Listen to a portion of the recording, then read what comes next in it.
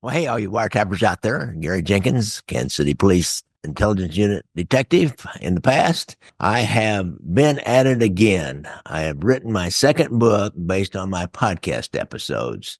My second book is called Big Apple Mafia Stories from the Five Families. Now, I'm going to tell many mob stories from my podcast. Big Apple Mafia is going to be a little bit longer than Windy City Mafia, the Chicago outfit. It got 160 pages. Some of my best stories. I really love a lot of these stories, like the one about Gotti's mole, the New York City policeman who was feeding him information all the time in that investigation, how they uncovered that guy. And really everything from the overview in the early days, Abe Relis, the canary that could sing but couldn't fly, and all those old stories. So this new book is only $2.99 as a Kindle.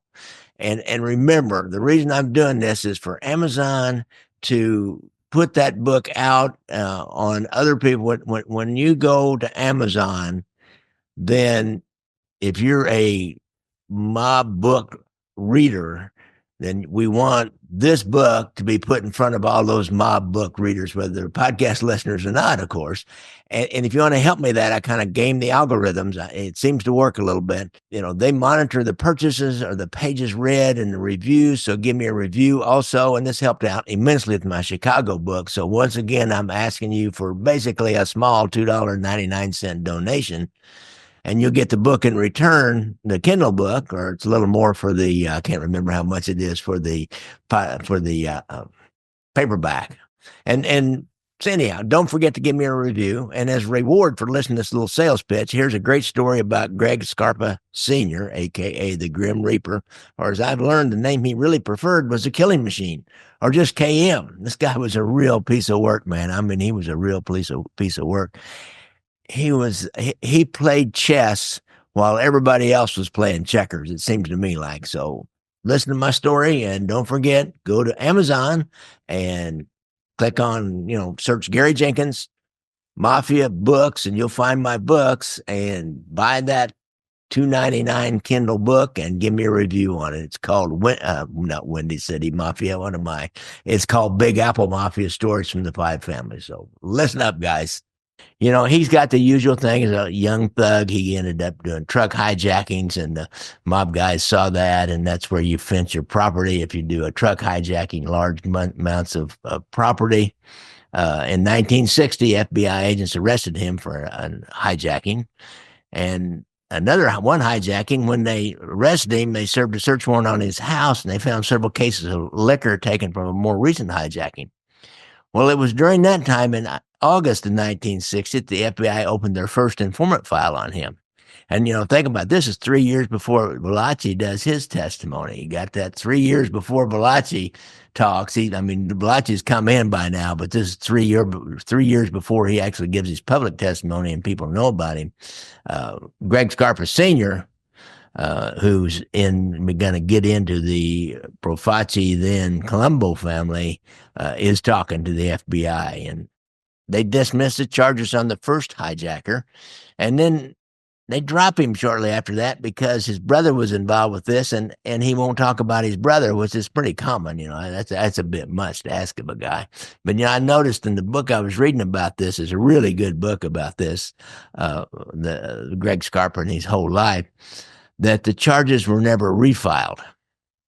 The book says agents kept dropping by a social club where he frequented and all the time, and they tried to talk to him all the time, and so much that guys started to talk, and they said he begged the agents, you got to stop this. Guys are starting to talk. Oh, that book, by the way, is Deal with the Devil. There it is. It's thick, too. It's a big, thick book. Peter Lance. I think it's really good. Now, there's another book about him that mentions him a lot by this FBI agent, Lynn DeVecchio. And DeVecchio was one of his two guys that we know that ran him as an informant. And I tell you what, in my opinion, from what I've read, he was playing those guys all along. Well, he did work for him. I mean, he did do work, but he was using it to get himself promoted in the mob and earn more money and all that. And in 1962, early on, they gave him top echelon informant status, which is a pretty big deal. And what they said, there was a Profaci Gallo war going on at that time, and they said he could furnish information on that. They really wanted to know about that. That other liquor hijacking case was dismissed during that time.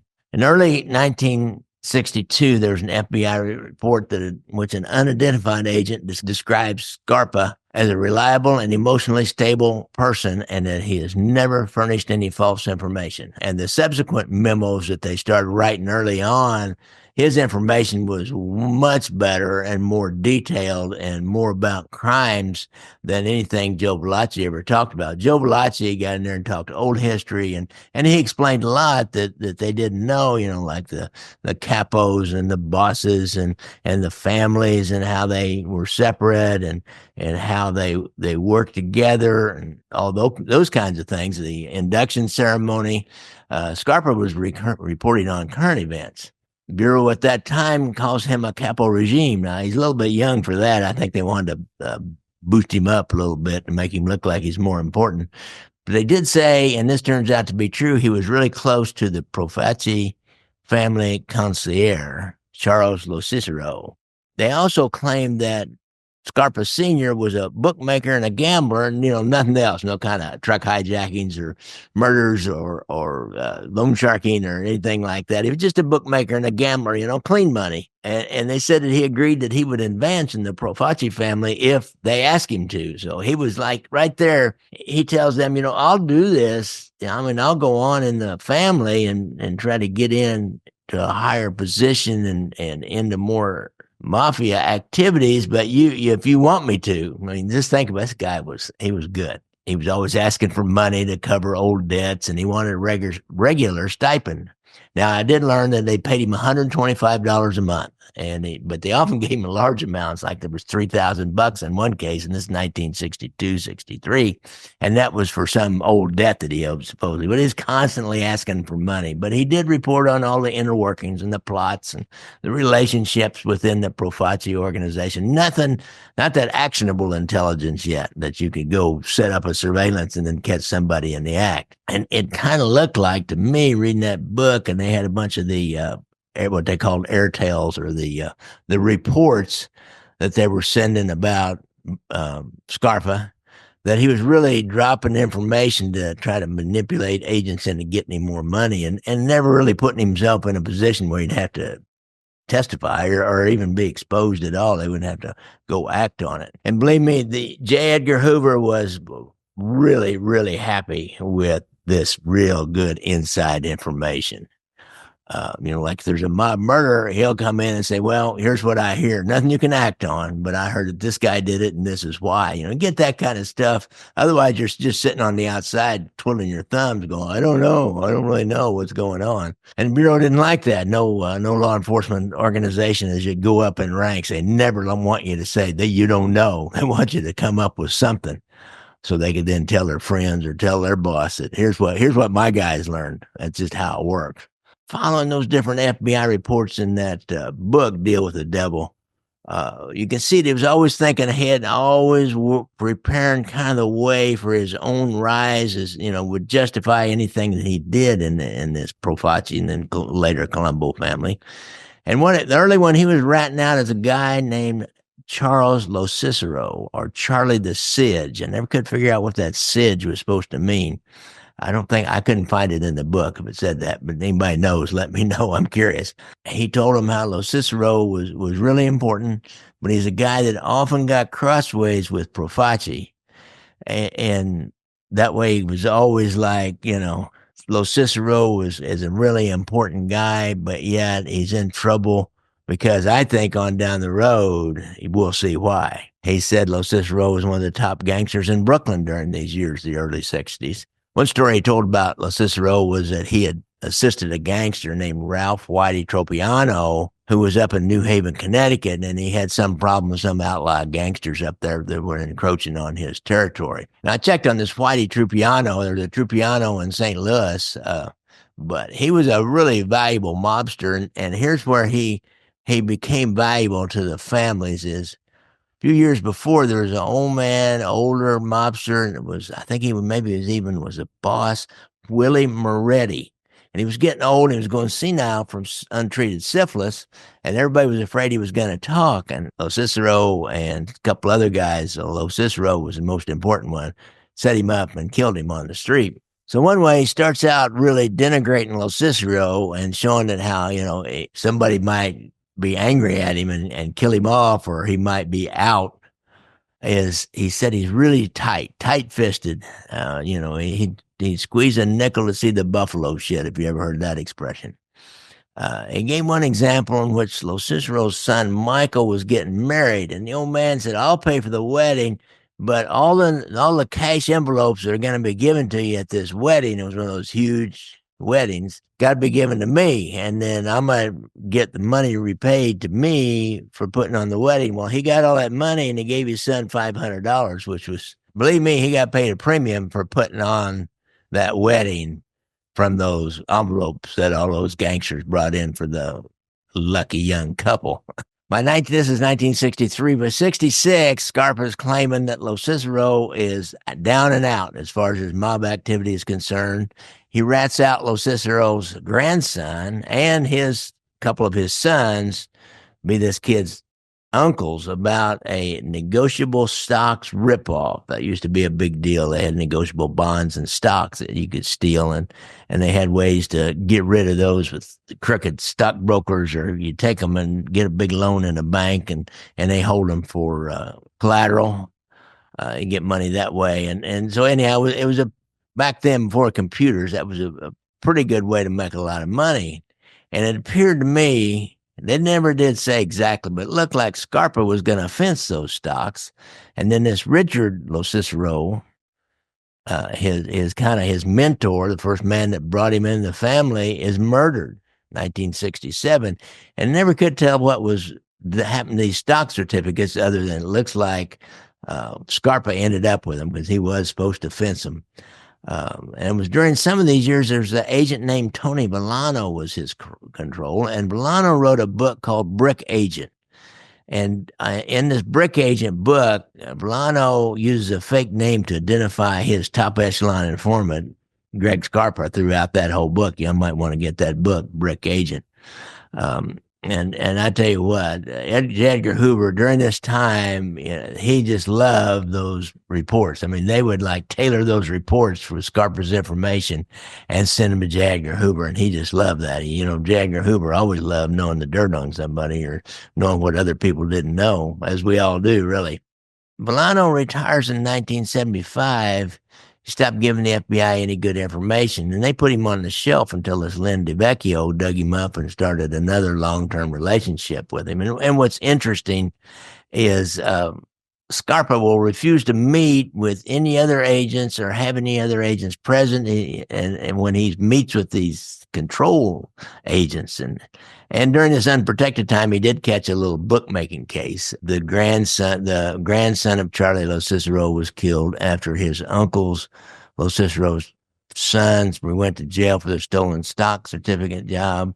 And then the old man, Charlie Lo Cicero, is murdered.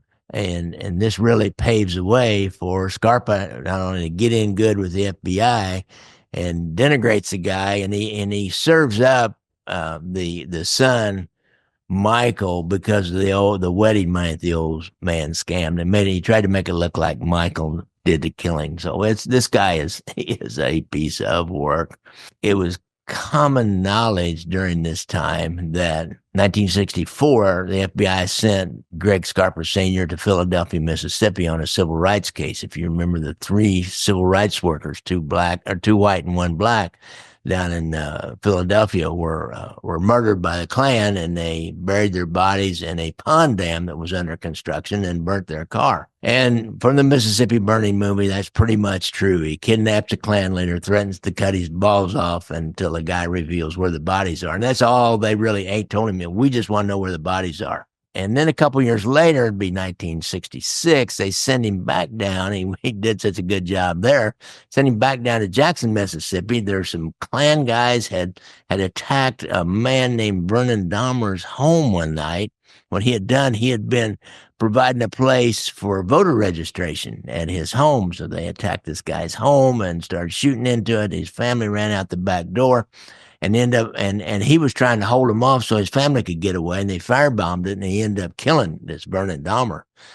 And so he was brought back down there. They pointed out the Klan later, who they thought was probably at least there that night, forced him to confess, and that's how we know, all this had happened. I don't know exactly what happened, but this guy he was brutal.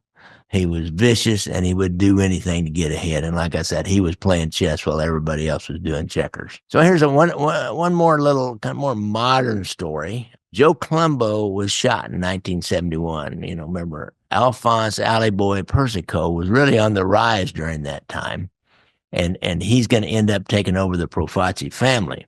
And now, Alley Boy was quite a dandy. He looked and lived like a movie producer, a record executive or something. He had a white Rolls Royce, and he dressed in $1,000 white suits. So he was quite the dandy. So after he rises to boss the Colombo family, one day it's 1984. Alley Boy sees a beautiful Italian girl standing on a Brooklyn street corner, and he stops and flirts, and she's hip to the game. She's not going to just fall for any, line of bull, but she kind of likes this guy. And he ends up getting a date with her, finds out she's a former Miss New Jersey. Her name is Mary Bari, Maribari. They go on a whirlwind relationship. She becomes his Gomar. She fell madly in love with him, really, and of course, he's never going to leave his wife, and he took her on trips out of town to Las Vegas, typical places, Las Vegas, Hawaii, and Florida, and bought her furs, of course, and expensive jewelry. He had a pet name for her, was Peach, and she got a tattoo of a peach on her butt. And he took her everywhere. I mean, it was like, this was just Alley Boy's girlfriend. This was Alley Boy's girl. Greg Scarpa, during this time, he is managing Persico's money on the street, collecting the big, giving out beatings whenever it's necessary, doing the loan sharking things, the heavy work. And the feds are closing in on Alley Boy, and there's a warrant's been issued, and he learned about it, and he went on the lam. He did not want to go to the penitentiary. Some of his other underlings went to Mary's home and demanded all the expensive jewelry that he'd given her back, which is pretty cold, man. And she didn't have a job. She's just been living this kept woman kind of life for the last couple of years. And, they get worried about her. They hear some things about her. Alley Boy hears that she's dating somebody, and it's somebody in law enforcement. And he's hiding out up in Connecticut, and she knows where he is, so he's definitely afraid that she's gonna give him up. One evening, September, she got all dolled up because a guy named Carmine Sessa, who had a club that was in Bay Ridge. I don't remember the name of it. Occasions, I think was the name of it. It was in Bay Ridge. And he'd offer this bartending job, and he sends a guy. He said, okay, I'll send somebody for you. Come on over and check it out, see what you got to do here, and see if you want to work here. And some guy named Tony Muscles, they called him, just one of the young little hangers-on mob guys. And so he picks her up, brings her in, and when she gets there, she walks in, she sees Greg Scarpa Jr. and Sr., as well as several other men there. And we know this because Greg Jr. later on tells about this. Greg Sr. never talked about it, of course, because, this was something that he didn't tell anybody about at the time. The FBI, that no matter how lenient they were, they could not approve of this if the organization knew it. However, if the agent knew it and he kept his mouth shut, which is totally bad, totally wrong. You just don't do that kind of stuff. But what Greg Jr. said, and I think somebody else turned eventually and testified to this or told about it. Greg Jr. walked up and greeted her, and she thought, oh, this is all good. All my friends here, all of Persico family, and never did become the Persico family, I don't think, but all his underlings were there. So she moved in, to get the kiss on the cheek. He grabs her and pulls her down, pushes her down on the ground, and Greg Scarpa has a gun, and he pulls it and pumps a bunch of bullets into her body. And they take her body out and just unceremoniously dispose of it under an elevated train, so it's found pretty quick. Now, there's another person that tells this story, Linda Shiro, who is Greg Sr.'s longtime girlfriend. Tommy Dades, I believe, is a New York City detective. He gives some information that he's learned about this Lynn DeVecchio. Anyhow, the feds put a case on this FBI agent, Lynn DeVecchio. And she testified, Linda Shiro testified in court against DeVecchio that one day, DeVecchio came over to their house and told Scarpa Sr. that, hey, man, you got a problem with this Mary Bari. And, gives the nod. And he knows what that means. DeVecchio, of course, will deny that vehemently. In an interesting twist of events, DeVecchio writes a book.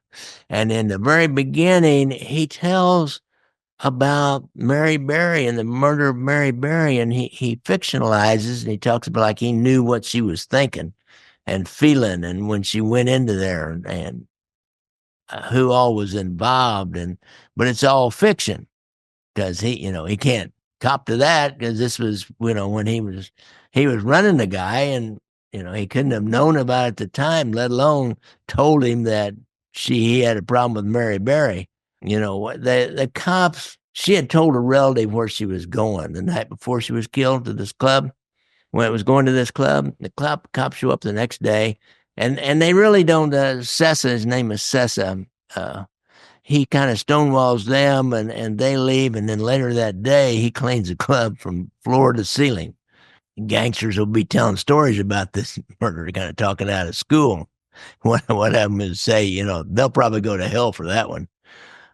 Greg Sr., I mean, he's talking about it. He's bragging to people about how one of his shots blew her ear off, and he thought that was kind of funny. Greg Jr. verified all this, and he also verified that his father told him that his FBI friend, who he called D, told him that Mary was going to be a problem. So there's like two people said DeVecchio told him Mary was going to be a problem. During Scarpa's Senior's trial, this Linda Shiro got trapped in a lie, and it made it look. And so her testimony was pretty well, kaput after that. And DeVecchio gets a not guilty. Another person that testified in that trial was Scarpa underling Larry Mazza, who's around here now doing podcasts and stuff, I believe. And he testifies that Scarpa told him these same details about the murder. What's interesting, that same year, the FBI agents found Allie Boy hiding up in West Hartford, Connecticut. Now, she may have told them where to look, and they just hadn't gotten around to look at it. I don't know. And I know I couldn't find anything else about who this man was that she was dating, if he was law enforcement or not. That's a little story about Greg Scarpa Sr., the killing machine. I always call him the what is it they call the Grim Reaper, but I think what I read, he liked the KM, or the killing machine. I've got other stories. I'll probably go through and do some more stories. It's so interesting. I wanted to look a little more into this relationship with DeVecchio. It's just one that captured my attention right off the bat, and I wanted to do this podcast for you guys to try to sell my book, Big Apple Mafia: Stories from the Five Families, and just for $2.99, it'll be a great help for the podcast, and you'll get the book. So thanks a lot, guys. I really appreciate y'all tuning in. Don't forget to like and share, and give me make some comments at the bottom. Ask me questions, or if something I think I brought up something I ask about in here. If you know any more about this, if I got anything wrong, why, let me know in the comments. Keep coming back. Thanks, guys. Thanks, guys. Thanks, guys.